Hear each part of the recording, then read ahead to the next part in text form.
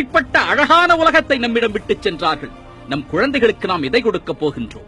25-30 ஆண்டுகளாக பன்னாட்டு நிறுவனங்களும் காசுக்காக எதையும் விற்பதற்கு தயாராக இருக்கின்ற ஒரு கூட்டத்தின் செயல்பாடுகளுக்கு அடிமையாகி போய் கிடக்கின்றது இந்த சமுதாயம்.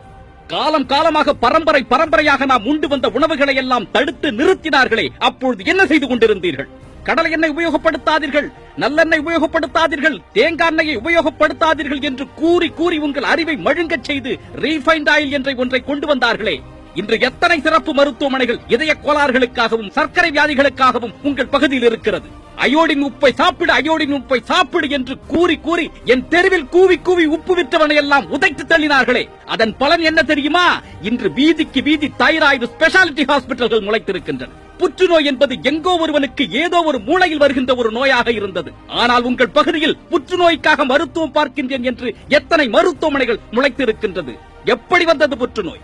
உடல் உழைப்பின்றி இருந்தால் ரத்த கொதிப்பு வரும், சர்க்கரை நோய் வரும் என்று கூறிக்கொண்டிருந்தீர்களே. 25 வயதில் ஓடி ஓடி உழைக்கக்கூடிய என் இளைஞன் நெஞ்சு வெடித்து இறந்து போகின்றானே, அதற்கு என்ன காரணத்தை கூறப் போகின்றீர்கள்?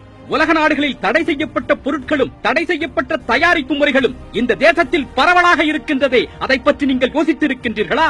காலையில் எழுந்து பல் துவக்குவது தொடங்கி இரவு தூங்குவதற்கு முன்பு கொசுவிரட்டியை பயன்படுத்துவது வரை இன்று நாம் பயன்படுத்திக் கொண்டிருக்கும் அத்துணையும் விஷம்தான். நீங்கள் எந்த பொருளை வேண்டுமானாலும் பயன்படுத்துங்கள், ஆனால் அது எந்த மூலப்பொருளை கொண்டு தயாரிக்கப்பட்டிருக்கிறது, அதன் உள்ளீடுகள் எப்படிப்பட்டவை என்று ஆராய்ந்து அதன் பிறகு அதை பயன்படுத்துங்கள்.